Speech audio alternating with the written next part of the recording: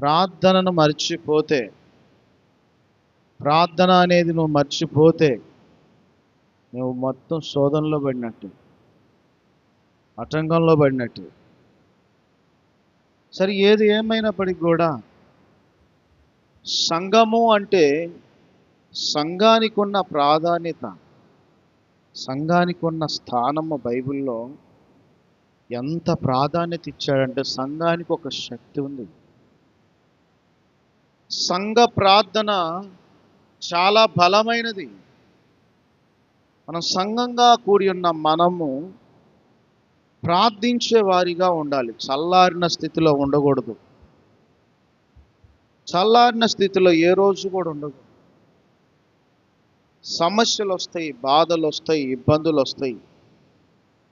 సమస్యలు వచ్చినప్పుడు, ఇబ్బందులు వచ్చినప్పుడు బైబిల్లో ఎంతోమంది భక్తులు వాటిని జయించారు, వాటి కొరకు పోరాడారు, వాటి కొరకు ప్రార్థించి గెలిచారు. సమస్య పట్ల సమస్యలోనే కృంగిపోలేదు, సమస్యను చూసి భయపడలేదు, సమస్యను పెద్దగా చూడలేదు. ఎంత పెద్ద సమస్యనైనా కానీ వాళ్ళు చిన్నదానిలాగా చూశారు. హల్లెలూయా. ఈరోజు మనం సమస్యల వైపు చూడకూడదు. మనం ప్రార్థించే వ్యక్తులమైతే, ప్రార్థించే ప్రార్థనా పరులమైతే దేనికి భయపడడు, దేనికి విచారించడు. తన మనసులో ఏందనంటే, తన ధైర్యం అంతా కూడా ఏందనంటే, దేవుడు నాతో ఉన్నాడు, దేవుడు నాతో ఉన్నంత కాలం నాకు ఏ పరిస్థితులు నన్ను ఏమీ చేయలేవనేటువంటి ధైర్యాన్ని కలిగి ఉంటాడు. కాబట్టి ఈరోజు సంఘం యొక్క పరిస్థితి, సంఘాన్ని దేవుడు ఎందుకు ఏర్పరచుకున్నాడు, సంఘం కొరకు దేవుడు ఏం చేయాలనుకున్నాడు, సంఘం యొక్క ప్రాధాన్యత ఏంటి, సంఘంలో ఉన్న మనం అందరం కూడా ఒక బాధ్యత కలిగి ఉన్నాం. సంఘం అనంటే ప్రార్థించే సంఘము, శక్తి కలిగిన సంఘం. నేను అదే మీకు పదే పదే చెప్తుంటాను. ప్రార్థించండి, ప్రార్థన ఒక ఊపిరిగా భావించండి, ప్రార్థన ఒక ఆకలితో ఉండండి, ప్రార్థనని ఆకలితో ఉండండి. ఉదయాన్నే లేవగానే భోజనం చేయాలని ఎవరు చెప్పరు, మధ్యాహ్నం భోజనం చేయాలని ఎవరు చెప్పరు. నీ శరీరానికి నీకే సిగ్నల్ ఇచ్చింది, ఆకలి అవుతుంది. ఒక టయాన్ని మెయింటైన్ చేసినప్పుడు ఆ టయానికి నీ గుర్తు వస్తుంది ఖచ్చితంగా. ఎప్పుడో నువ్వు అలిసిపోయినప్పుడు తప్ప కానీ మన శరీరం మనకు సిగ్నల్ ఇచ్చింది, ఆకలి అవుతుంది, తిను అని.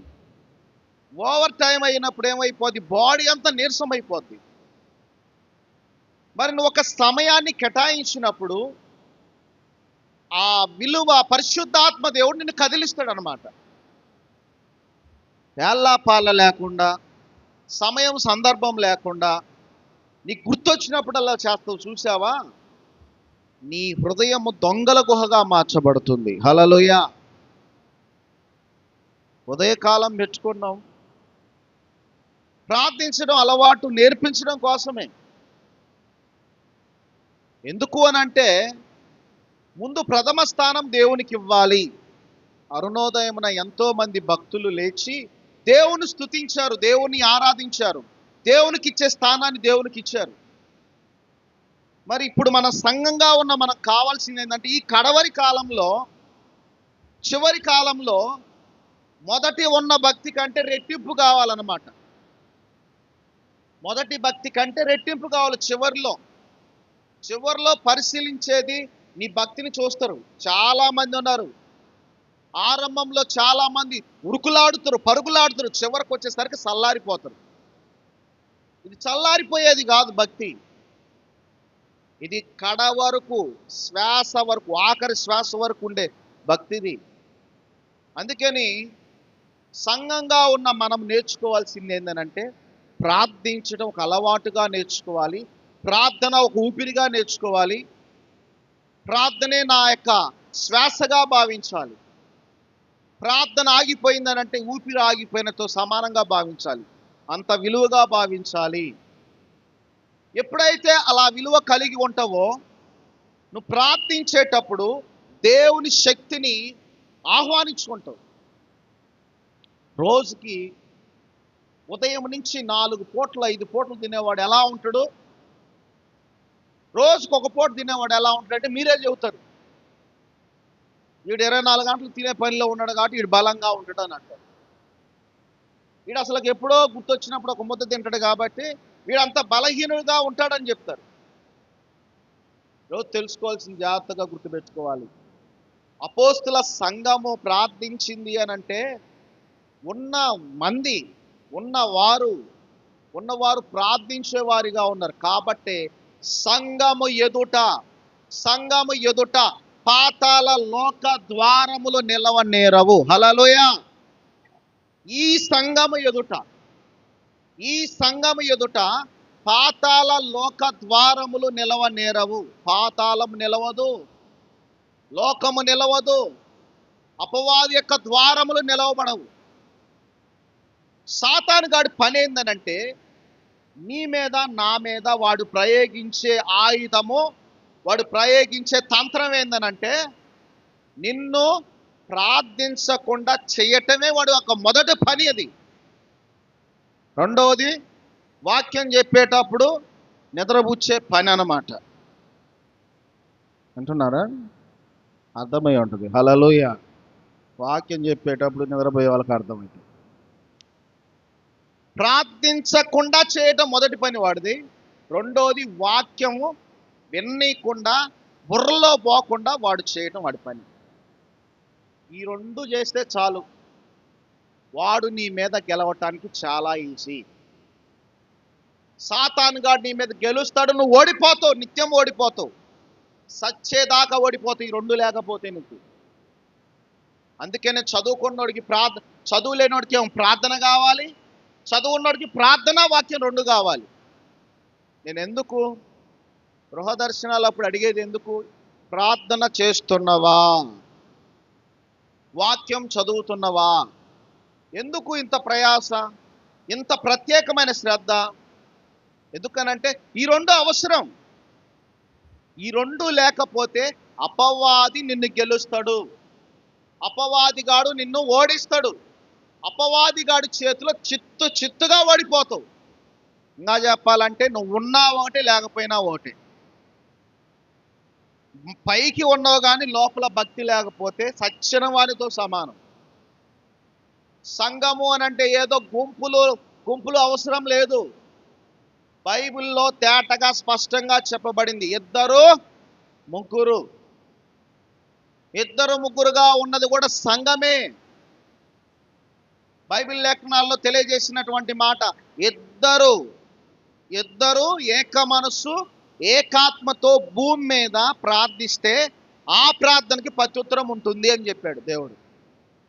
అంతేకాదు, ఎక్కడ 2-3 నా నామమున ప్రార్థన చేస్తారో వారి మధ్యలోనే ఉన్నాను అన్నాడు. ఎంత గొప్ప భాగ్యం! దేవుడు ఎక్కడున్నారా అంటే ఇక్కడే ఉన్నాడు. హల్లెలూయా. పిచ్చి మాటలు మాట్లాడకూడదు. బైబిల్లో ఉన్న మాటలు వట్టి మాటలు కాదు, బైబిల్లో ఉన్న మాటలు అబద్ధపు మాటలు కాదు, బైబిల్లో ఉన్నదంతా సత్యము. దేవుడు ఎక్కడ ఉన్నాడు అని అంటే ఎక్కడ 2-3 నా నామమున ప్రార్థన చేస్తారో వారి మధ్యలోనే ఉన్నా అన్నాడు. ఇప్పుడు మన మధ్యలో ఎవరున్నారు? గట్టి చెప్పండి అమ్మా. నిద్రమ్మ తొదిలిపోవాలి, చక్కగా నిద్రపోతారు వాక్యం చెప్పేటప్పుడు. హల్లెలూయా. చెప్పండి గట్టిగా, 2 చేతులే చెప్పండి. హల్లెలూయా, హల్లెలూయా. మరి మన మధ్యలో దేవుడు ఉన్నాడు అనే భయం కలిగి ఉంటే ఎంత భయం కలిగి ఉండాలి? దేవుడు మన మధ్యలో ఉన్నాడు అని అంటే ఎంత భయం కలిగి ఉండాలి? పోలీసులు మన మధ్యలో ఉంటే పిచ్చ గొడవ చేస్తామా, పిచ్చగా మాట్లాడతామా? వచ్చి వాడు 4 కర్రతో సరుతుడు అనమాట. పోలీసులు అంటేనే భయం. ఒక అధికారులకు భయపడతాం కానీ దేవుని మందిరంలో ఇక్కడ దేవుడు ఉన్నాడు, ఇక్కడ దేవుని సన్నిధి ఉంది, ఇక్కడ దేవుని మహిమ ఉంది, మనం జాగ్రత్తగా ఉండాలి. ఇక్కడ కూర్చునే విధానం కానీ, ఆచరించే విధానం కానీ, ప్రార్థించే విధానం కానీ, ఈ చోట నువ్వు అనాలోచనంగా నువ్వు రాకూడదు. అనాలోచనంగా వస్తే ఇబ్బంది పడతావు. ఈ చోట దేవుడు ఉన్నాడనే భయంతో రావాలి. సంఘము అనంటే సంఘంలో దేవుడు నివాసం చేస్తున్నాడు. సంఘానికి ఇచ్చిన ప్రాధాన్యత ఏంటిది అంటే పాతాళ లోక ద్వారములు నిలవనేరవు. అటువంటి సంఘానికి మనం ఎలా ఉండాలి? చాలా భయముతో ఉండాలి, చాలా భక్తితో ఉండాలి. అంతేకాదు సంఘానికి అంత శక్తి ఉంది. సంఘానికి అంత శక్తి ఉంది. నువ్వు అనుకున్నట్టు సంఘం అంటే ఒక బిల్డింగ్ కాదు. ఇదిగో పిల్లర్స్ కాదు, కప్పు కాదు, ఇవి కాదు. నువ్వు కనపడుచున్నటువంటి బాహ్య రూపాన్ని నువ్వు చూడొద్దు. బాహ్య రూపం కాదు. సంఘం అంటే సంఘములో నేను ఒక భాగం, సంఘంలో నేను ఒక పిల్లర్. ఇప్పుడే నీకు డిసైడ్ అవుతుంది. నేను పిల్లర్నా, నేను గోడనా, నేను కిటికీనా అనేది నీకు తెలుసు. నీ విలువ నీకు అర్థం కావాలి. సంఘంలో చాలామంది అంటారు, ఒక్కొక్క సంఘాన్ని ఉద్దేశించి, సంఘములో ఉన్న విశ్వాసులు ఉద్దేశించి, విశ్వాసులు కానీ సేవకులు కానీ ఏమంటారంటే ఆ సంఘానికి మెయిన్ పిల్లర్ ఆమె అని అంటారు. హల్లెలూయా. ఎందుకన్నారు ఆ మాట? ఆ సంఘానికి మెయిన్ పిల్లర్ ఆమె. మెయిన్ పిల్లర్ అని అంటే, పిల్లర్ అంటే బరువు మోసేది. బరువు మోయడం అంటే ఏంది? ఆ సంఘంలో ఉన్న బాధ్యతలు, ఆ సంఘంలో ఉన్న ఏమైనా కానీ తను పూర్తిగా బాధ్యత వహిస్తూ ఉన్నప్పుడు పలికేటువంటి మాటలు ఏందనంటే ఆ సంఘంలో మెయిన్ పిల్లర్ ఆమె, ఆ సంఘంలో మెయిన్ పిల్లర్ అతనే. చూడండి, సంఘంలో నీ విలువ నువ్వు తెలుసుకో. సంఘంలో నా పాత్ర ఏంది? సంఘంలో నేనున్నాను ఏంటి? నా వంతు బాధ్యత ఏంటి? సంఘం అని అంటే నువ్వు కనిపించున్నటువంటి ఈ బిల్డింగ్ కాదు, రూపురేఖలు కాదు. సంఘం అని అంటే మనం అందరం కలిస్తేనే సంఘము. హల్లెలూయా, హల్లెలూయా. మనం అందరం కలిస్తేనే సంఘం ఇది. మనం అందరం కలవకుండా ఇది ఒక బిల్డింగ్, ఒక ఖాళీ భవనంగా ఉంటుంది, సంఘము కాదు. వారి మధ్యలో కూడా దేవుడు రాడు. చెప్పానుగా, బాహ్య రూపం కాదు. దేవునితో నువ్వు నమ్మకంగా ఉండాలి. సంఘంలో నీ వంతు బాధ్యత ఏంటంటే ముందు దేవుడికి నమ్మకంగా ఉండాలి. నిజంగానే నువ్వు దేవునితో నమ్మకంగా ఉంటే, దేవుడితో నువ్వు నమ్మకంగా ఉంటే దేవుడు నిన్ను చూస్తాడంట. దేవుడు నిన్ను చూస్తాడంట. మందిరంలో దేవుడు ఎక్కడుంటాడు చెప్పండి అమ్మా? మందిరంలో దేవుడు ఎక్కడుంటాడు చెప్పండి? మనం చదవలేదా? లూకాసు వార్త తీయండి. లూకాసు వార్త 22వ అధ్యాయం తీయండి దయచేసి. లూకాసు వార్త, స్తోత్రం,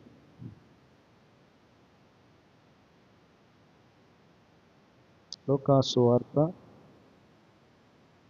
21వ అధ్యాయం. లూకాసు వార్త 21వ అధ్యాయం మొదటి వచనం. కానుక పెట్టెలో తన కానుకలు వేయుచున్న ధనవంతులను ఆయన పారజూసెను. ఒక బీద విధవరాలు 2 కాసులు అందులో వేయిచుండగా చూచి, ఓకే ఓకే ఓకే, ఇదంతా మీకు తెలుసు, ఇదంతా మీకు తెలుసు. కానుక పెట్టి ఎక్కడ ఉండదు చెప్పండి అమ్మా? బయట ఉంటుంది. దేవుని మందిరంలో ఉందనంటే, దేవుడు మందిరంలో ఉన్నాడంటే ఆ మందిరంలో దేవుడు ఉన్నాడా లేడా? ప్రత్యేకంగా కానుక పెట్టి దగ్గరే ఎందుకు ప్రజలను చూస్తూ ఉన్నాడంటే ప్రజల్లో ఎంత భయం ఉంది, ప్రజల్లో ఎంత భయాన్ని కలిగి ఉన్నారు, ఎంత భక్తితో సేవిస్తున్నారు. అక్కడ ధనవంతుల్ని పార చూశాడని ఉంది బైబిల్లో. ఈరోజు గుర్తుపెట్టుకోవాలి, దేవుని మందిరం అంటే నువ్వు ఆషామాషిగా ఉండకూడదు, ఆషామాషిగా రాకూడదు. ఇక్కడ ఉన్నావని అంటే దేవుడు మనతో ఏం మాట్లాడుతున్నాడా?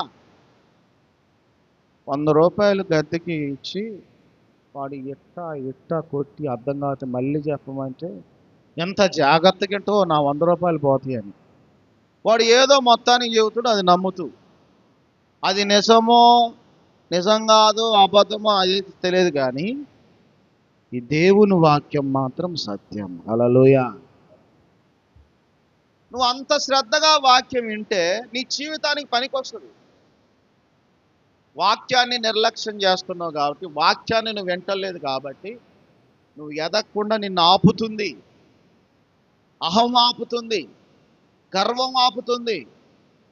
మనల్ని ఎదుగుదల కాకుండా చేసేది ఏందో తెలుసా? స్వార్థము, అసూయ, గర్వము, అహంకారము. ఇవేం చేస్తాయంటే ఆపేస్తాయి నీ ఎదుగుదలని. దేవుణ్ణి నమ్ముకున్న వ్యక్తికి ఇవి చెడు లక్షణాలు ఉండకూడదు. ఒక వ్యక్తి ఎదిగేవాడు ఉంటాడు, ఒక వ్యక్తి ప్రార్థించేవాడు ఉంటాడు. వానిలాగా నేను ఉండాలని పౌరుషం తెచ్చుకోవాలి, కానీ అసూయ పడకూడదు. వారిలాగా నేను ఉండాలని ప్రార్థించాలి, కానీ నీకు కూడా దేవుడు అవకాశం ఇస్తాడు. ఆశపడితే నీ ఆశను దేవుడు తృప్తిపరుస్తాడు. ఏలయనగా ఆశ కలిగిన ప్రాణాన్ని దేవుడు తృప్తిపరుస్తాడు. నువ్వు ఆశపడవా? పక్కనోడు ఎదుగుతా ఉన్నప్పుడు స్వార్థపడే బదులు, అసూయపడే బదులు, నేను వారిలాగా ఉండాలి ప్రభువా, వాళ్ళు సేవించేది నిన్నే, నేను సేవించేది నిన్నే, నన్ను కూడా అలాగ దీవించు ప్రభువా అని నువ్వు ప్రార్థించలేవా? రోషం కలిగి ప్రార్థించినప్పుడు రోషం కలిగిన వారిని దేవుడు పిలుచుకుంటాడు. రోషం కలిగినటువంటి వారిని దేవుడు సెలెక్ట్ చేస్తాడు, ఏర్పరచుకుంటాడు. కాబట్టి గుర్తుపెట్టుకోవాలి, పాత బలహీనతలు, పాత అలవాట్లు పోవాలి. సంఘముగా కూడి ఉన్న మనము, నీ వంతు పాత్ర ఏమై ఉన్నది, నీ వంతు బాధ్యత ఏమైనది? దేవుడు నిన్ను నమ్మకంగా చూస్తున్నాడు. దేవునికి నమ్మకంగా ఉంటున్నావా లేదా? మొదట సంఘానికి వచ్చేటప్పుడు ముందు నీవు దేవునితో నమ్మకంగా ఉంటున్నావా లేదా? దేవునితో నమ్మకంగా ఉంటే దేవుడు కొన్ని పనులు అప్పగిస్తాడంట. ఆ పనులు అప్పగించినప్పుడు దాంట్లో పరిశీలిస్తాడు. తలాంతుల గురించి విన్నారు కదా మీరు. మొదటి వాడికి ఎన్ని తలాంతులు ఇవ్వబడ్డాయి చెప్పండి? 5. 5కి ఎన్ని సంపాదించాడు? 5. రెండో వాడికి ఎన్ని? 2. రెండో వాడు మళ్ళీ ఎన్ని సంపాదించాడు? మూడో వాడికి ఎందుకు ఇచ్చాడు? ఎవరు సామర్థ్యాన్ని బట్టి. మొదటి వానికి 5 ఎందుకు ఇచ్చాడు అని అంటే, వాడు కష్టించి పని చేయగలడు, హార్డ్ వర్క్ చేయగలడు, వాడి సామర్థ్యాన్ని గుర్తించాడు. రెండో వాడికి 2 ఎందుకు ఇచ్చాడంటే, అతను ఎంత చేయగలడో అంతే ఇచ్చాడు. మూడో వాడు సోమరి కాబట్టి 1 ఇచ్చాడు. కానీ వాడు ఏం చేశాడు? భూమిలో పాతిపెట్టి దాచిపెట్టి ఏం చేశాడు? చూసావా ఎంత ఇదో? నిర్లక్ష్యం చేశాడు. గుర్తుపెట్టుకోవాలి ఇక్కడ అందరూ కూడా, నువ్వు నమ్మకంగా ఉంటే ఒక్కొక్కటి దేవుడు నీకు తలాంతులు ఇస్తాడు. పాటలు పాడటం కూడా ఒక తలాంతే తెలుసా? ప్రార్థించడం కూడా ఒక తలాంతే. వాక్యం చదవటం కూడా, స్పష్టంగా చదవటం కూడా ఒక తలాంతే. లీడర్షిప్ కూడా ఒక తలాంతే. ఇవన్నీ కూడా దేవుడిచ్చేవి, నమ్మకంగా ఉంటే ఇచ్చేవి. నువ్వు అసూయ పడితేనో స్వార్థపడితేనో వచ్చేవి కావు. హల్లెలూయా. పాటలు పాడే వాళ్ళని చూసినప్పుడు నేను అలాగ పాడాలని నువ్వు ఆశపడితే దేవుడు తప్పకుండా ఇస్తాడు. చిన్నప్పుడు నేను మా పాస్టర్ గారిని చూసి, మా పాస్టర్ గారు కందెర ఆయన అట్నే ఆస్తాడు. ప్రభువా నేను కూడా అలాగే, మా పాస్టర్ గారు ఎలాగే వేసాడో అలాగే కొట్టాలి నేను కూడా. మా పాస్టర్ గారు ఏమనేవాళ్ళు అంటే, ఇది నాకు వచ్చినట్టు ఎవరికి రాదని అంటాడు, నేను కొట్టినట్టు ఎవరు కొట్టలేను అంటాడు. నేను అన్నా, ప్రభువా ఆయనకు నేర్పించి నువ్వేగా, నాకు కూడా నేర్పించని ఆశపడ్డాను. ఆశపడి నేనేం చేశానంటే, హాస్టల్లో మెస్కి అన్నాన్ని పోయినప్పుడు పళ్ళెం మీద దరువు వేసేవాడిని, బొచ్చెల మీద దరువు వేసేవాడిని. ప్రాక్టీస్. ఇంటికాడికి వస్తే ఇంటికాడ కూడా పళ్ళెం మీద దొరికితే ఏందిరా ఈ పల్లెలు దరువు ఏందిరా అనేది మా అమ్మ. ఆశ పడొద్దా? నువ్వు ఏదైనా చేయాలంటే ఆశ పడొద్దా? ఆశపడింది నీకేది దొరకదు. ఆశ నీ పెట్టుబడి అయితే దేవుని శక్తి నీ సొంతం. హల్లెలూయా. దేవుని శక్తి కావాలని నువ్వు ఆశపడితే ఖచ్చితంగా ఆయన శక్తి సొంతం అవుతుంది. ఆశపడకుండా ఏది పొందుకోలేం, కష్టపడకుండా ఏది పొందుకోలేం. ఆశపడిన తర్వాత కష్టపడాలి. సంఘంలో గుర్తుపెట్టుకో, దేవునితో నమ్మకంగా ఉంటే ఆటోమేటిక్గా దేవుడు నీకు పనులు అప్పగిస్తాడు. ముందు నువ్వు సంఘానికి నమ్మకంగా ఉండాలి.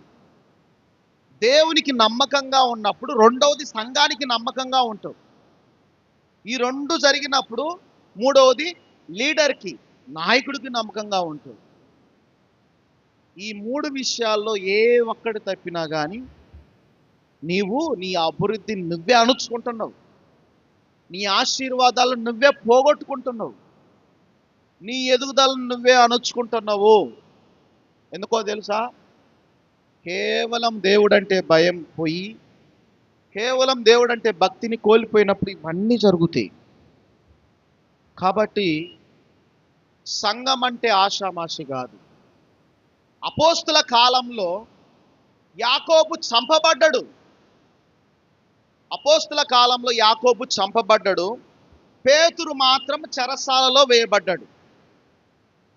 యాకోబు ఎందుకు చంపబడ్డాడు అని అంటే, కేవలము యాకోబు నడిపించే సంఘానికి ఏమి నేర్పించనందుకు ఆయన చనిపోయాడు అని అంటే, ప్రార్థన నేర్పించనందుకు. హల్లెలూయా.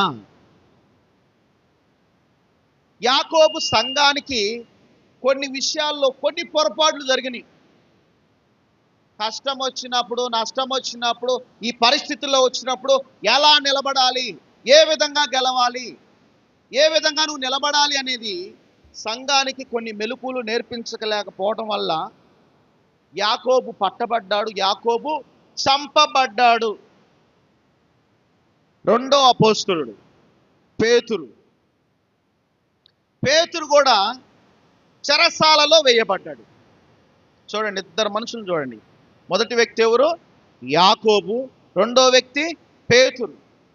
పేతురు చెరసాలలో వేయబడ్డాడు. చెరసాలలో వేయబడిన తర్వాత సంఘమంతా కూడా చెదిరిపోలేదు. ఇప్పుడు మీరు గుర్తుపెట్టుకోవాలి, నాయకుడు ఉన్నా లేకపోయినా ఇది దేవుని మందిరం. హల్లెలూయా. ఈ స్థలంలో ఎవరున్నారు? ఈ స్థలంలో ఎవరున్నారు? నాయకుడు ఉండొచ్చు, లేకపోవచ్చు. నాయకుడు ఉండొచ్చు, లేకపోవచ్చు, కానీ మందిరం అయితే స్థిరంగా ఉంటుంది. తరతరాలు నిలిచిపోయే మందిరం. నేను చిరకాలం ఈ మందిరంలో ఉంటాను నువ్వు గ్యారంటీ చెప్పగలవు అంటే చెప్పలేవు. ఆయుష్కాలం అంతా దేవుని చేతిలో ఉంది. పేతురు చెరసాలలో వేయబడిన తర్వాత సంఘము మౌనంగా ఉండలేదు. ఇదే నేర్చుకోవాల్సింది మీరు. నాయకుడు వచ్చినా రాకపోయినా, ఆదివారం ప్రార్థన ఉంటే టయానికి రావాలి, శుక్రవారం ప్రార్థన ఉంటే టయానికి రావాలి. నీ టయాన్ని నువ్వు పాటించాలి, నాయకుడు ఉన్నా లేకపోయినా. పేతురు చెరసాలలో వేయబడిన తర్వాత సంఘము టయాన్ని పాటించింది. ఎప్పుడొచ్చే టయాన్ని పాటించింది. వచ్చిన తర్వాత సంఘమంతా ఒక విషయాన్ని తెలుసుకుంది. ఏ విషయాన్నంటే, పేతురు చెరసాలలో వేయబడ్డాడు, మన పాస్టర్ గారు చెరసాలలో వేయబడ్డారు. ఏం తప్పు చేశాడంటే, కేవలం వాక్యాన్ని ప్రకటించినందుకు, కేవలం సువార్తను ప్రకటించినందుకే పేతుర్ని చెరసాలలో వేయించారు. అప్పుడు ఏం చేసిందో తెలుసు మీకు. సంఘమంతా పాటలు పాడుతున్నారు. ఇక సేవకుడు లేడని అర్థమైపోయింది. సేవకుడే లేకపోతే మనం ఎందుకు ఇక్కడ అని అనుకోలేదు. ఇక్కడ ఏం చేశారో తెలుసా? చెయ్యి కలిసింది. హల్లెలూయా. చెయ్యి కలిసింది, స్వరము కలిసింది, మనస్సు కలిసింది. ఏం చేశారో తెలుసా? వాళ్ళందరూ కూడా అత్యాసక్తినా అత్యాసక్తి ఆసక్తి చెప్పాలి. ఇదే కన్ఫ్యూజన్ మీకు ఇప్పుడు చెప్పాలి, క్లియర్గా చెప్పాలి. మీరు ఇన్నిసార్లు వింటున్నారు కదా. ఆసక్తి అత్యాసక్తి ఒకసారి చూడండి. అపోస్తుల కార్యములు 10వ అధ్యాయం తీయండి దయచేసి.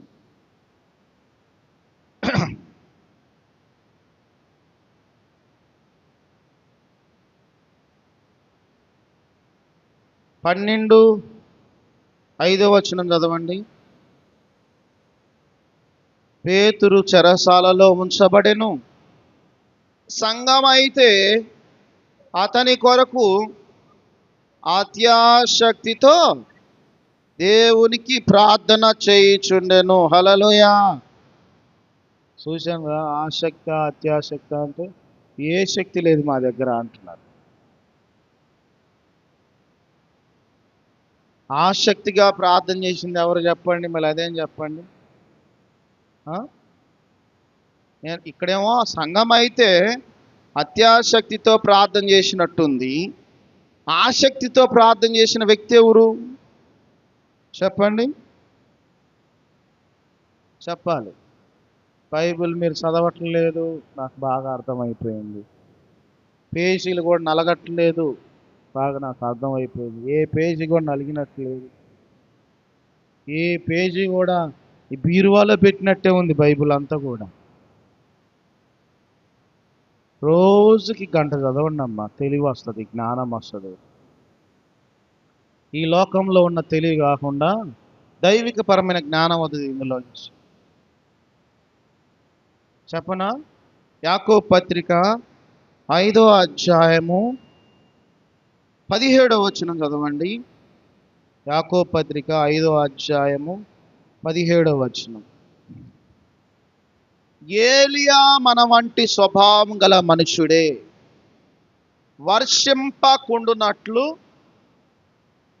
ఆసక్తితో ప్రార్థన చేయుచుండెను. హల్లెలూయా.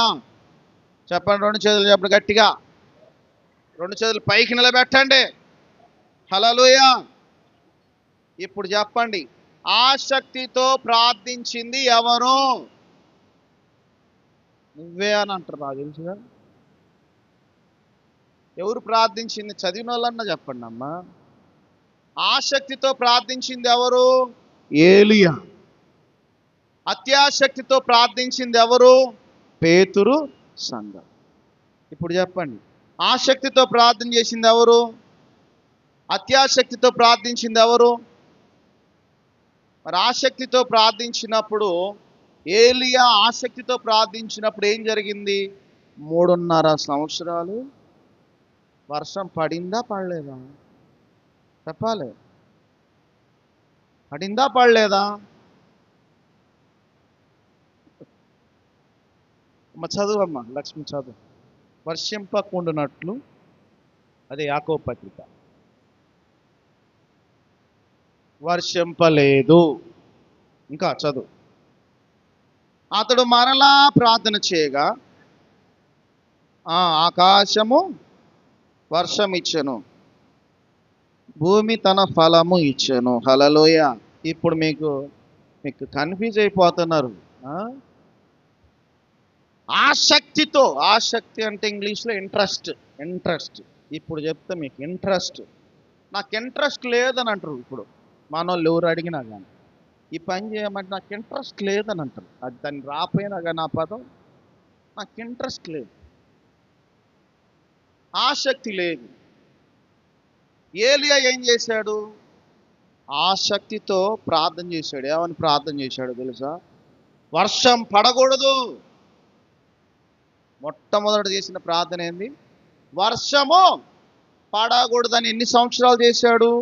3.5 సంవత్సరాలు. వర్షం పడకూడదు. ఈయనకేంది అంత కచ్చ? ఈయనకేంది అంత కోపము తెలుసా?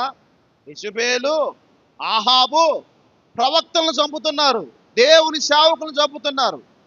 దేవుని భయాన్ని కోల్పోయి, దేవుడంటే భయాన్ని కోల్పోయి, దేవుడంటే భక్తిని కోల్పోయి, దేవుని సేవకుల్ని వాళ్ళు ఏం చేస్తున్నారు? చంపుతూ ఉన్నారని సంగతి తెలుసుకొని ఏం చేస్తున్న ప్రభువా, ఇటువంటి భయంకరమైన పరిస్థితుల మధ్యలో వర్షం పడకూడదు ప్రభువా అని ఏలియా ఏం చేశాడో తెలుసా? ఆ శక్తితో ప్రార్థన చేశాడు. హల్లెలూయా. తర్వాత తర్వాత మళ్ళా ఎప్పుడు ప్రార్థన చేశాడో తెలుసా? మరి కర్మేలు పర్వతం మీద బయల ప్రవక్తలను పిలిపించి, ఏలియాని పిలిపించి సవాళ్ళుగా వాళ్ళిద్దరు ప్రార్థన చేసినప్పుడు, ఏలియా ప్రార్థించినప్పుడు వర్షం పడింది. హల్లెలూయా. 3.5 సంవత్సరాలు వర్షం పడలేదు. మరలా భూమి మీద మోకాళ్ళేసి, ప్రభువా వర్షాన్ని అందించు ప్రభువా, ఆకాశం నుంచి అగ్ని కురిపించి ఈ దహన బలిపీఠం మీద ఉన్న కట్టెలు రగిలింప చేసి ఆ బలిపీఠం మీద ఉన్నటువంటి జంతువును బూడిద చేయి ప్రభువా అని చెప్పేసి ప్రార్థించినప్పుడు దేవుడు ఏలియా ప్రార్థన విన్నాడు. తర్వాత ఏం చేశాడు?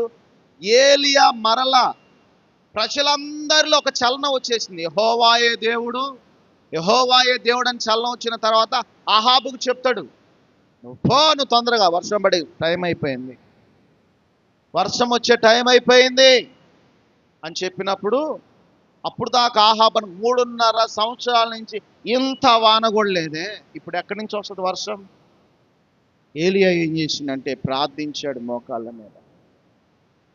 ఒకసారి వెళ్ళి చూసి రాపో అన్నాడు. వెళ్ళి చూసినప్పుడు మేఘాలు కనబడుతున్నాయి, చూసి రాపో అన్నాడు తన శిష్యుని. వెళ్ళాడు, కనబడలేదని చెప్పాడు. మరలా రెండోసారి వెళ్ళాడు, కనబడలేదని చెప్పాడు. మళ్ళీ ప్రార్థన చేశాడు అత్యాశక్తితో. ఆసక్తి అదే మరి, ఆసక్తితో ప్రార్థన చేశాడు. అరచెయ్యి అంతా కనబడిందా, కనబడలేదా? గుర్తుపెట్టుకోవాలి, నువ్వు చేసే ప్రార్థన మీద నీకే నమ్మకం లేకపోతే ఇంకెక్కడ ఇతరులకి ఎలా బలపరచగలుగుతావు? ఇతరులని ఎలా నీ మాటలు వాళ్ళు ఎలా వినగలుగుతారు? ఈరోజు తెలుసుకోవాల్సింది ఏంటంటే, సంఘముగా ఉన్న మనము ప్రార్థించే వారమైతే ఆసక్తితో ప్రార్థిస్తాము. రెండవది అత్యాసక్తితో ప్రార్థిస్తాము. ఆసక్తితో ప్రార్థిస్తే 3.5 సంవత్సరాలు వర్షము పడకుండా ఆపగలిగింది ఆ ప్రార్థన. ఇంకా అమ్మో ఏలియా అంటే ప్రవక్త అని అంటారు కదా చాలా మంది. ఏలియా అంటే ప్రవక్త, మనం ఏ పార్టీ వాళ్ళం అంటున్నాం. అక్కడ స్పష్టంగా రాయబడి ఉంది, ఏలియా మన వంటి స్వభావము గల మనుషుడే. హల్లెలూయా. ఏలియా మన వంటి స్వభావం గల మనుషుడే అనుందా, లేకపోతే ఆయన దేవుడు అనుందా? ఏలియా మన వంటి స్వభావం గల మనుషుడు, మనలాంటోడే, మనతో ఉన్నవాడే, మనలాగా జీవించినోడే, మనలాగా ప్రార్థించినోడే. కాకపోతే తన ప్రార్థనా జీవితాన్ని పెంచుకున్నాడు. హల్లెలూయా. హల్లెలూయా. ఈరోజు నువ్వు తెలుసుకోవాల్సిన విషయం ఏంటంటే, సంఘంలో ఉన్న నీవు సచ్చిన శవం లాగా ఉండకూడదు. సచ్చిన శవం కదిలిద్దా? కదలదు. సచ్చిన శవం లాగా ఉండదు, సచ్చినోడు లాగా కూడా ఉండకూడదు. నువ్వు జీవం కలిగిన వ్యక్తిలాగా ఉండాలి. సంఘంలో నీ పాత్ర ఏందనంటే, దేవుడు నీకు అప్పగించబడినటువంటి బాధ్యత ఏందనంటే, ప్రార్థించే వాడిలాగా ఉండాలి, జీవం గల మనుషుల్లాగా ఉండాలి. ప్రార్థన లేకుండా, నీలో జీవం లేకుండా ఆ శక్తి నీలో ఉండదు. దేవుని శక్తి నీలో పని చేయదు. గుర్తుపెట్టుకోవాలి. ఏలియా ప్రార్థించాడు అంటే ఎంత పట్టుదలతో, ఎంత రోషంతో ప్రార్థించుంటాడు. 3.5 సంవత్సరాలు వర్షం పడలేదు. అతడు మరలా ప్రార్థన చేయగా ఆకాశము వర్షమునిచ్చెను, భూమి తన ఫలము నిచ్చెను. హల్లెలూయా. సంఘములో ఉన్న నీవు కూడా గుర్తుపెట్టుకోవాల్సిన విషయం ఏంటంటే, ఆసక్తితో ప్రార్థన చేయాలి. ఏలియాలాగా ప్రకృతి జోలి వెళ్ళాల్సిన అవసరం లేదు. నేను కూడా వర్షం వచ్చేదాకా ప్రార్థన చేస్తా అంటే నీ ఇష్టం.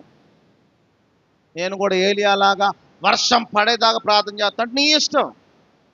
నీ విశ్వాసమే నిన్ను ఏం చేసిద్ది? స్వస్థపరుస్తుంది. హల్లెలూయా. ఏమన్నా రక్తస్రావం కలిగినటువంటి స్త్రీని 12 సంవత్సరాల నుంచి రక్తస్రావంతో బాధపడుతున్న ఆమెను చూసి ఆమెకు వచ్చిన ఆలోచన ఏంది? ఆయన వస్త్రపు చెంగును ముట్టుకున్నా చాలు నేను బాగుపడతాను అనుకుంది. అలాగే పట్టుకుంది, అలాగే స్వస్థత పొందింది. యేసు ప్రభు అంతమంది జనాంగంలో నన్ను ఎవరో ముట్టుకున్నారు, ఆ వ్యక్తి బయటికి రావాలి, చెప్పాలి అన్నప్పుడు భయపడుకుంటూ చెప్పింది నేనే నేనే అన్నప్పుడు, అమ్మా నీ విశ్వాసమే నిన్ను స్వస్థపరిచింది, నీ ప్రార్థనే నిన్ను గెలిపిస్తుంది, నీ ప్రార్థనే నిన్ను రక్షిస్తుంది, నీ ప్రార్థనే నిన్ను సమస్య నుంచి విడిపించేలాగా చేస్తుంది. హల్లెలూయా, హల్లెలూయా. అందుకని ఉంటే చల్లగన్నా ఉండు, లేకపోతే వెచ్చగన్నా ఉండు, అటు ఇటుగా ఉండబాకు. హల్లెలూయా. ఉంటే ఇబ్బంది నీకే, ఇబ్బంది పడేదల్లా నువ్వే. దేవునితో ఉండవు, నువ్వు సాతానుతో ఉండవు. దేవుడు కంచె ఉండదు నీకు, సాతాను కంచె కూడా ఉండదు నీకు. సాతాను కంచె ఉంటుందా చెప్పండి? సాతాను ఎట్టి పరిస్థితుల్లో కూడా కంచేయడు. వాడిని నిట్ట పట్టుకుంటే వదలడు, కొల్ల చేస్తాడనమాట. ఒక్కొక్కళ్ళ ఇంట్లో చూస్తే అప్పుడప్పుడు కొన్ని ఇల్లులు చూసినప్పుడు అవి దేవుడు ఏర్పాటులో ఉన్న ఇల్లులా, సైతాను ఏర్పాటులో ఉన్న కళ్ళ ముందు కనబడుతుంది. అక్కడ గుర్తుపెట్టుకోవాలి. మీరెప్పుడు కూడా యేసు ప్రభుని ఎలా రమ్మనాలి చెప్పండి? తండ్రి మా ఇంటికి రావా అంటారా, లేకపోతే సైతాన్ మా ఇంటికే రా అంటారా? సైతాన్ గడు పిలవకపోయినా అతను వింటున్నారా? హల్లెలూయా. సైతాన్ గడు సిక్కు శరం లేదు.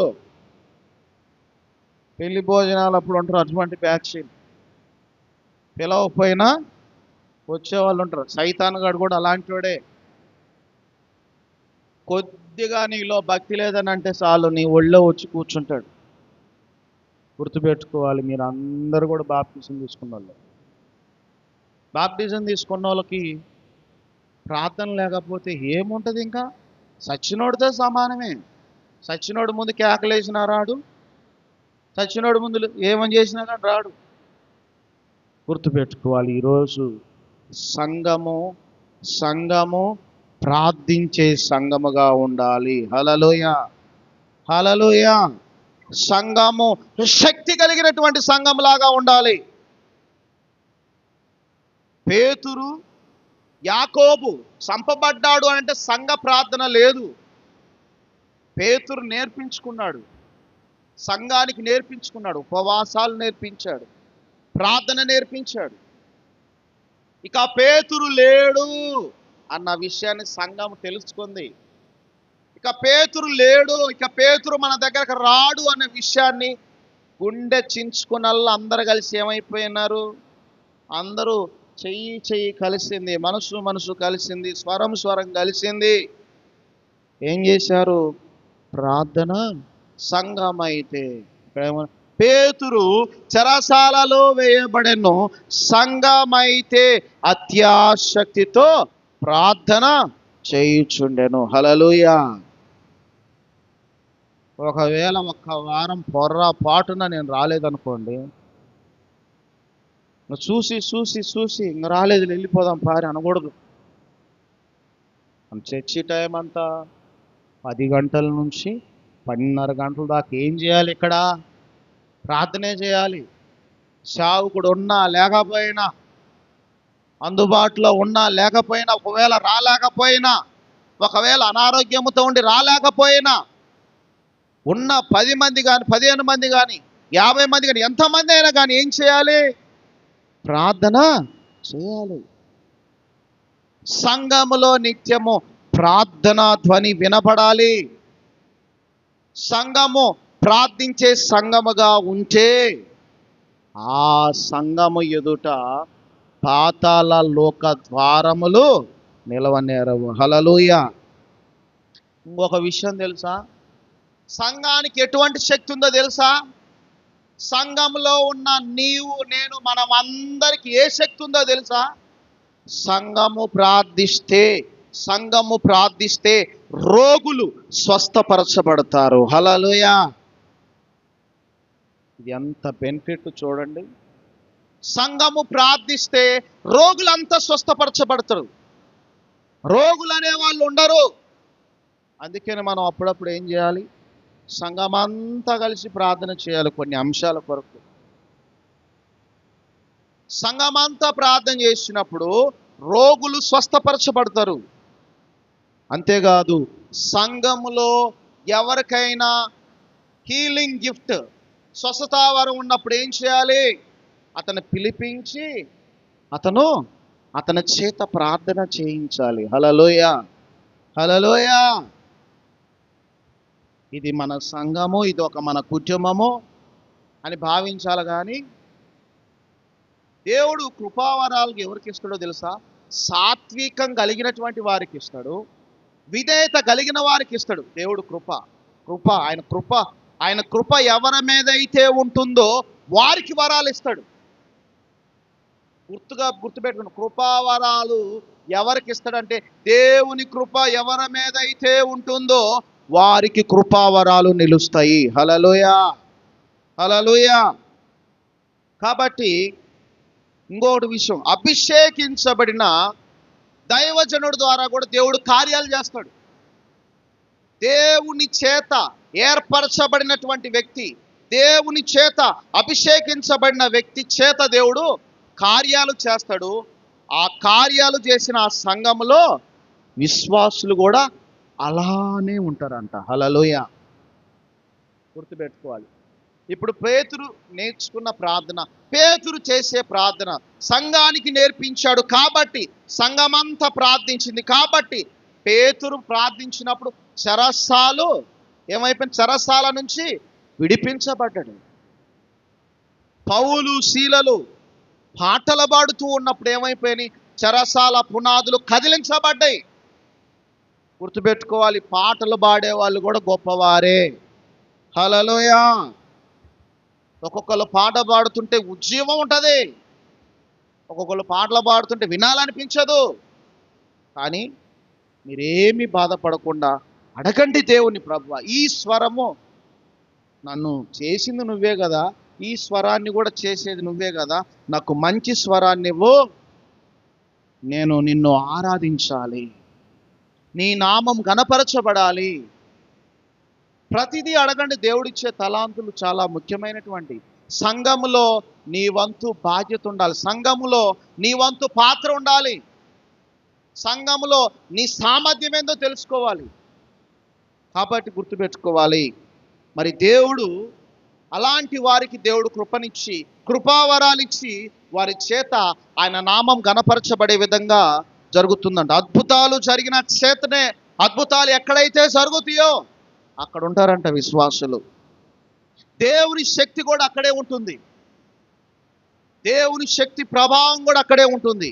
కాబట్టి సంఘములో ఇది ఎప్పుడు జరుగుతుందనంటే సంఘమంతా ఐక్యత కలిగి ప్రార్థించినప్పుడు, సంఘమంతా ఏక మనసు ఏకాత్మతో కలిసి ప్రార్థించినప్పుడు, సంఘమంతా ఒక మనసు కలిగి ఉన్నప్పుడు ఇది జరుగుతుంది. సంఘములో ఐక్యత లేదు, సంఘములో ప్రేమ లేదు. పునరుద్ధానం తర్వాత క్రిస్టియన్ అనేది స్టార్ట్ అయిపోయింది. కాబట్టి సంఘానికి శిరస్సు క్రీస్తు. మనం ఎప్పుడు కూడా ఎలా ఉండాలంటే, అందుకనే ఆదివారం ప్రార్థనే కాకుండా శుక్రవారం ప్రార్థన, ఆల్ నైట్ ప్రార్థన. ఇప్పుడు ఎండాకాలం మీటింగ్స్ జరుగుతున్నాయి కొన్ని మందిరాల్లో. ఎందుకు మీటింగ్స్ పెడుతున్నారంటే మిమ్మల్ని బలపరచడం కోసమే. హల్లెలూయా. హల్లెలూయా. సంఘాన్ని బలపరచాలి, సంఘానికి నేర్పించాలి. సంఘం బలహీనంలో ఉంది. కొంతమంది అభిషేకించబడిన దైవజనులు పిలిపించి సంఘము వాక్యం ద్వారా బలపరచాలనేటువంటి తపన దైవజనుడికి ఉంటుంది కొన్నిసార్లు. కానీ కొన్ని పరిస్థితుల్లో, ఆర్థికపరమైన పరిస్థితులు బట్టి వెనుకంజ వేసేవాళ్ళు కొంతమంది అయితే కొంతమంది త్యాగంతో అడుగులేస్తారు. కాబట్టి ప్రార్థన అనేది విసుగు రాకూడదు, నేర్చుకోవాలి. నువ్వు నేర్చుకునేది ఉంది, ఎప్పుడు దాకా తెలుసా? నువ్వు సచ్చిన దాకా నేర్చుకునేది ఉంది దేవుని దగ్గర. హల్లెలూయా. ఇది చాలు అనటానికి లేదు. కాబట్టి గుర్తుపెట్టుకో, సమస్తము దేవుని గురించి తెలుసుకో. సమస్త అధికారాలు దేవుడు ఇచ్చాడు, శక్తిని ఇచ్చాడు మనకి. అందుకని అప్పుడప్పుడు ప్రార్థించండి ప్రార్థించండి అనే చెప్పేది అందుకనే. ప్రార్థిస్తే ఏం జరిగిద్దనంటే, సాతాను నీ కాళ్ళ కింద ఉంటాడు. ప్రార్థించకపోతే ఏం జరిగిద్ది అనంటే, చెప్పండి చెప్పండి అమ్మ, ప్రార్థించకపోతే ఏం జరిగింది? సాతాను గాడేమో నీ కాళ్ళ కింద ఉంటాడు. ఒకసారి చదవండి, రోమా పత్రిక 12వ అధ్యాయం తీయండి లాస్ట్లో. రోమా 12వ అధ్యాయము, రోమా 16వ అధ్యాయం 20వ వచనం. రోమా 16:20. రోమా 16:20. సమాధానకర్తయగు దేవుడు సాతానుని నీ కాళ్ళ కింద, నీ కాల నా కాల, చెప్పండి. నీ కాల అంటే మనందరి కాలని అర్థం. ఈరోజు నాకు ఇక మీ నుంచి ఎప్పుడు కూడా సైతాన్ నన్ను తొక్కుతున్నాయా, సైతాన్ నన్ను చుట్టుపీకుతున్నాయా అనే మాట అనకూడదు. మేము సైతాన్ నిన్ను శోధించడం ఏంది? సైతాన్ నీ మీదకి రావటం ఏంటి? నువ్వు ఎంత లూజ్ ఇచ్చి ఉంటావో. కుక్కను పెంచి చూసుకోండిలే, సైతాన్తో పోల్చుకొని కుక్కని సైతాన్తో పోల్చుకోండి. కుక్కని ఏం చేయాలి? కుక్క ఉండే స్థానంలో కుక్క ఉండాలి. అలా కాదులే, నీ పక్కన బండ పెట్టుకున్నావు అనుకో, రేపు నీ గుండెల మీదకి వచ్చి పండుకుంటుంది. గుర్తుపెట్టుకోవాలి. ఇక్కడున్న వాళ్ళు అందరూ గుర్తుపెట్టుకోవాలి. ప్రతిరోజు ఈ కడవరి దినాల్లో ప్రార్థించు. ఉదయాన్నే ప్రార్థించండి, సాయంత్రం ప్రార్థించండి. ప్రార్థన మరవద్దు. సంఘముగా మనం చేసే ప్రార్థనే మన కుటుంబాలు కదిలించబడతాయి. మనం చేసే ప్రార్థనే మన వంశాలు కదిలించబడతాయి. మనం చేసే ప్రార్థనే మనకు రక్షణ. మనం చేసే ప్రార్థన ఈ తరానికి దీవెన. అదే కాదు, నెక్స్ట్ తరము, నీ పిల్లల తరానికి కూడా అది దీవెనకరంగా ఉంటుంది. ఇప్పుడు చేసే భక్తి సరిగా లేకపోతే నెక్స్ట్ జనరేషన్, రెండో తరంలో నీ పిల్లలు ఇబ్బంది పడతారు. ఎందుకంటే విలాప వాక్యాల్లో ఒక మాట రాయబడి ఉంటుంది. చివరిగా చదువుకొని ముగించుకుందాం. విలాప వాక్యాలు తీయండి దయచేసి. ఇర్మియా పక్కనే ఉంటుంది. ఇర్మియా పక్కనే ఉంటుంది. విలాప వాక్యాలు తీయండి దయచేసి.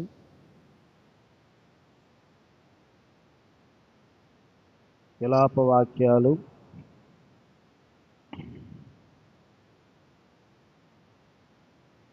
5వ అధ్యాయము 7వ వచనం. మా తండ్రులు పాపము చేసి గతించిపోయిరి, మేము వారి దోష శిక్షను అనుభవించుచున్నాము. ఇది గుర్తుపెట్టుకోండి. మా తండ్రులు అంటే మీ అయ్యా మీ అమ్మ పాపము చేసి గతించిపోయిరి. ఒకవేళ వారు చేసినవన్నీ కూడా నీ తరములో మేము వారి దోష శిక్షను అనుభవించుచున్నాము. మన తల్లిదండ్రులు చేసిన దాన్ని మనం అనుభవిస్తున్నాం. ఇంకొకటి, మా తండ్రులు పాపము కాడ ప్రార్థన పెట్టండి. మా తండ్రులు ప్రార్థన చేసి గతించిపోయిరి, మేము వారి దోష శిక్షణ కాడ ఆశీర్వాదం పెట్టుకోండి. మేము వారి, చెప్పండి, ఆశీర్వాదాన్ని, ప్రార్థన ఆశీర్వాదం. ప్రార్థన ద్వారా వచ్చేది ఏంది? ఆశీర్వాదం. పాపం ద్వారా వచ్చేది ఏంది? దోష శిక్ష, శాపం. మరి నువ్వు సచ్చిందాకా దేవునితో నమ్మకంగా ఉంటే నీ పిల్లలు అది ఆశీర్వాదాన్ని చూడగలుగుతారు. అటు ఇటు కాకుండా ఉంటే అది కూడా శాపాన్ని తెచ్చిపెట్టింది. నీ ప్రవర్తనే ఆశీర్వాదమైన శాపమైన అది నీ చేతిలోనే ఉంది. నీ చేతిలోనే ఉంది. జాగ్రత్తగా గమనించు. మా తండ్రులు ప్రార్థన చేసి గతించిపోయిరి, మేము వారి ఆశీర్వాదమును అనుభవించుచున్నాం అనటం మంచిదా? లేదా మా తండ్రులు పాపము చేసి గతించిపోయిరి, మేము వారి దోష శిక్షను అనుభవించున్నాం. పాపము ద్వారా శాపము, ప్రార్థన ద్వారా ఆశీర్వాదం. గుర్తుపెట్టుకోవాలి. ఈ తరములో సంఘములో నువ్వు ఎంత నమ్మకంగా ఉన్నావు? ఈ తరంలో నువ్వు నమ్మిన కాంచి దేవునితో ఎంత నమ్మకంగా ఉన్నావు? సంఘంలో నీ పాత్ర ఏంటి? సంఘంలో నీ సామర్థ్యం ఏంటి? అది గుర్తుపెట్టుకో. నేనేంది సంఘములో? నా పాత్ర ఏంటి? నేను ఎలా ఉన్నాను? కనుమరుగైన లాగుంటే కనుమరుగులోనే ఉంటావు. ఇక దేవుడు నిన్ను బాహాటంగా తీసుకొని వస్తాడు. బాహాటంగా తెలియపరచబడాలని కోరుకుంటావా? నాకు ఎవరు అవసరం లేదనుకుంటావా? అది నీ ఇష్టం. కాబట్టి ప్రార్థించాలి. ప్రార్థించే అవసరం మన మీద ఉంది. రోగుల కొరకు ప్రార్థించే అవసరం మన మీద ఉంది. వంశాల కొరకు ప్రార్థించే అవసరం మన మీద ఉంది. రాష్ట్రాల కొరకు ప్రార్థించే అవసరం మన మీద ఉంది, మన సంఘం మీద ఉంది. దేశాల కోసం ప్రార్థించే అవసరం మన సంఘం మీద ఉంది. మరి ఇన్ని బాధ్యతలు పెట్టుకుని నాకేం అవసరం లేదు, నేను బాగుండాలి. చెప్పండి, ఉన్నమాట చెప్పండి అమ్మా. లోపల ఉన్నమాట మీరు ఎలా అనుకుంటారు చెప్పండి. నేను బాగుండాలి, నా ఇల్లు బాగుండాలి, నా పిల్లలు బాగుండాలి, అంతే. ఇంకేం వద్దు, మాకు ఎవరితో పని లేదు, మేం బాగుంటే చాలు అనే స్వార్థం.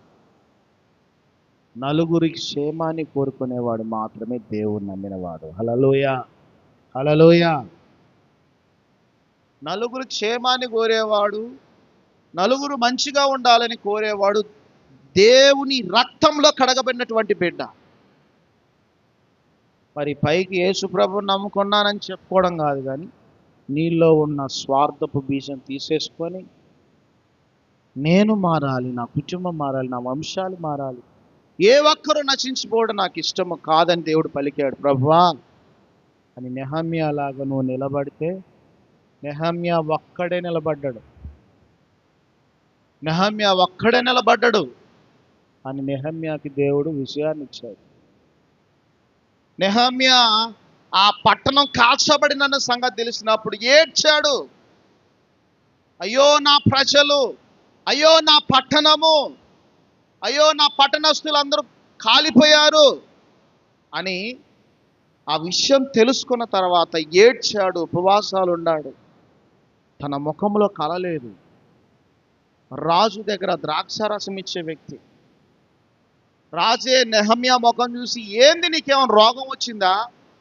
నీకే వ్యాధి లేదు కదా, ఎందుకు నువ్వు మొహం అంతా మార్చుకున్నావు అంటే, అయ్యా నా పట్టణం కాల్చివేయబడింది అయ్యా, నా ప్రజలు అక్కడ అవస్థలు పడుతున్నారయ్యా, మరి ఇట్లాంటి పరిస్థితుల్లో నా ముఖం ఎలా కలగుంటుందయ్యా, నా మనోవేదన లేకుండా ఎలా ఉండగలుగుతున్నాయ్యా, దిగులు లేకుండా ఎలా ఉండగలుగుతున్నాయ్యా అంటే, అప్పుడు అడుగుతున్న నెహమ్యా, నా వారిని చూడాలి, నా పట్టణాన్ని చూడాలి, నా పట్టణాన్ని చూడాలని నెహమ్యా రాజును పర్మిషన్ అడుగుతాడు.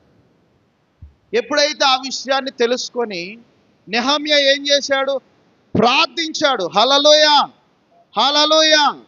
ప్రార్థించాడు, విషయాన్ని తెలుసుకొని ప్రార్థించాడు. రోషం లేకపోతే ఎట్లా? రోషం ఉండాలి ఖచ్చితంగా మనకి. ఒకసారి తీయండి, నెహమ్యా తీయండి. నెహమ్యా 1వ అధ్యాయము. నెహమ్యా 1వ అధ్యాయం తీయండి దయచేసి.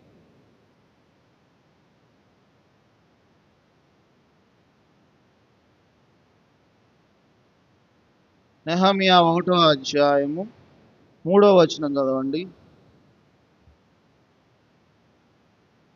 వారు దొరకలా, ఇంకా నెహమ్యా దొరకలా. పేజీలు తిప్పుతున్నారు, కొత్త నిబంధనలు తిప్పుతున్నారు, పాత నిబంధనలు తిప్పుతున్నారు. బైబిల్ రీడింగ్ లేదు. తల్లులు, అమ్మా కొంచెం చదువుకున్న వాళ్ళు జాగ్రత్త చదవండి అమ్మా. 1వ అధ్యాయం 3వ వచనం. వారు చెరపట్టబడిన వారిలో శేషించిన వారు ఆ దేశంలో బహుగా శ్రమను నిందను పొందుచున్నారు.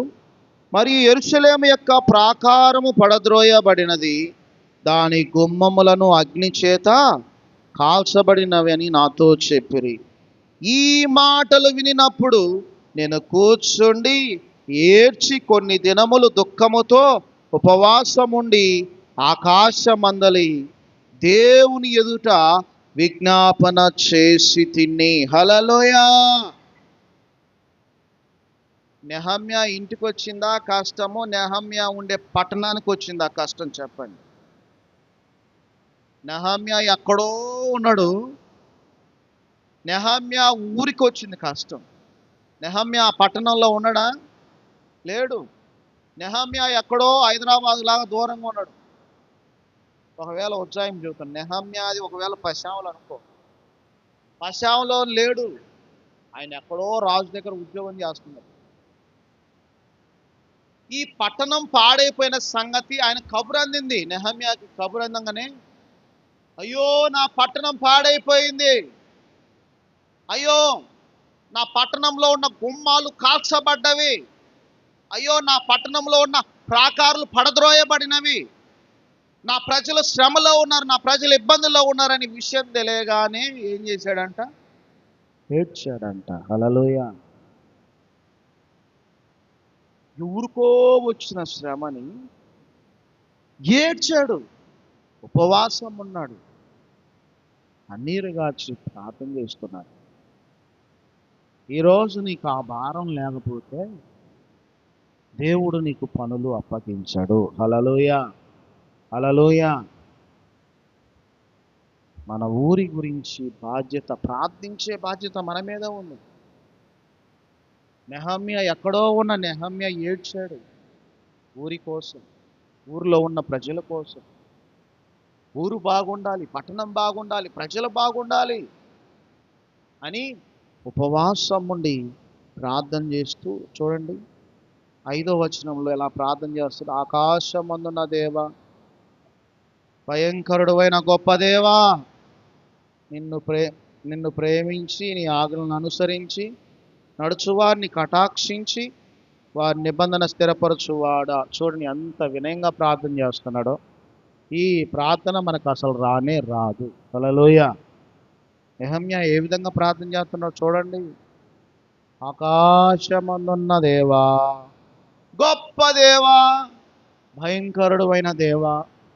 చూడండి, ఆయన పొగుడుతూ ఉన్నాడు, ఈయన తగ్గుతూ ఉన్నాడు. నీ ఆజ్ఞలు పాటించి నీ మాట వింటే ఈ కష్టాలు రావు కదా, నీ మాట వెనకనే ఈ సమస్యలు వచ్చినాయి, నీ మాట వెనకనే అక్కడ ప్రాకారాలు పడిపోయినాయి అని దయతో దయతో నన్ను క్షమించమంటాడు. ఇక్కడ ఈ వచనం చదువుకుందాం. 6వ వచనం చూడండి. నీ చెవి ఎగ్గి నేత్రములు తెరచి నీ సన్నిధిని దీవారాత్రము నీ దాసులైన ఇశ్రాయేలు పక్షముగా నేను చేయు ప్రార్థన అంగీకరించుము. నీకు విరోధముగా పాపము చేసిన ఇశ్రాయేలు కుమారుల దోషము నేను ఎవరు ఒప్పుకుంటున్నారంట? ఇశ్రాయేలు ప్రజలు చేసిన పాపాలని ఇక్కడ ఎవరు ఒప్పుకుంటున్నారు? నెహమ్యా. వాళ్ళందరి తరపున ఒప్పుకునేది ఎవరు అనంటే నెహమ్యా. నెహమ్యా ఏం చేస్తున్నాడు? ఒప్పుకుంటున్నాడు, నేను ఒప్పుకొనుచున్నాను, నేను నా తండ్రి ఇంటి వారిని పాపము, అయ్యో నేను కూడా పాపం చేసి ఉన్నాను. ఈరోజు నిజంగా నెహమ్యా లాంటి భారం నీకుంటే, సంఘములో నీ ఇంటి గురించి, నీ గ్రామం గురించి, నీ ప్రజల గురించి నెహమ్యాలాగా భారం ఉంటే తప్పకుండా దేవుడు ప్రార్థన ఆలకిస్తాడు. యెరూషలేము పట్టణపు ప్రాకారాలను కట్టడానికి నెహమ్యాని దేవుడు ఆడుకున్నాడు. మరి ఈరోజు నీ గ్రామం కొరకు, నీ గ్రామంలో ఉన్న ప్రజల కొరకు, నీ ఇంటి వారి కొరకు, నీ వంశం కొరకు మరి నెహమ్యా లాంటి తీవ్రత మనకి ఉండాలి అని చెప్తున్నా. ఎవరికో ఏదైనా కలిగినప్పుడు అది మనం అని భావించాలి. వాడు అటువంటి వాడు అనుకోకూడదు. అందుకని ఎప్పుడు కూడా మనము అకాల మరణాలను దేవుడు ఆపమని ప్రార్థన చేయాలి. ఆ అధికారం దేవుడు మనకిచ్చాడు. ఉపవాసం ఉన్నారు ఇక్కడ. ఉపవాసం ఉన్నవారు ప్రార్థించండి. అకాల మరణాలు, యాక్సిడెంట్స్, హార్ట్ అటాక్స్, ఇవన్నీ కూడా దేవుడు, ప్రభు అకాల మరణాలు ఆపు ప్రభు. సాతానుగాడు ఏం చేస్తున్నాడు? ఆయుష్ని మధ్యాంతరంలోనే ఆపేసి వారు నరకానికి తీసుకెళ్తున్నాడు. ఈరోజు నువ్వు ప్రార్థించు, ప్రభువాన్ని రాకపోతే నేర్పించమని అడుగు. ఒక టయాన్ని నువ్వు ఎంచుకో, తప్పనిసరిగా ఆ టయానికి దేవుడు మెలకువని ఇస్తాడు. నేను ఉదయకాలంలో అదే ఎప్పుడో ఒకప్పుడు అలసిపోయినప్పుడు తప్ప కానీ ఖచ్చితంగా అలారం మోగినట్లు నేను ప్రార్థించే టయానికి దేవుడు లేపుతాడు. మీరు కూడా శ్రద్ధతో ప్రార్థించండి. సంఘంగా ప్రార్థించినప్పుడు మన సంఘము శక్తి కలిగిన సంఘంలాగా ఉంటుంది. పేతురు సంఘంలాగే మనము ప్రార్థించినప్పుడు అన్నిటినీ పొందుకుంటాం. దేవుడు ఈ మాటలు దీవించినగాక. ఆమెను అందరూ మోకరించి ప్రార్థించుకున్నాం. మొక్కాలేసి రెండు చేతులెత్తి హృదయపూర్వకంగా ప్రార్థించుదాం. హల్లెలూయా, హల్లెలూయా, హల్లెలూయా, హల్లెలూయా. పరిశుద్ధాత్మదేవా, పరిశుద్ధాత్మదేవా నీకే స్తోత్రం.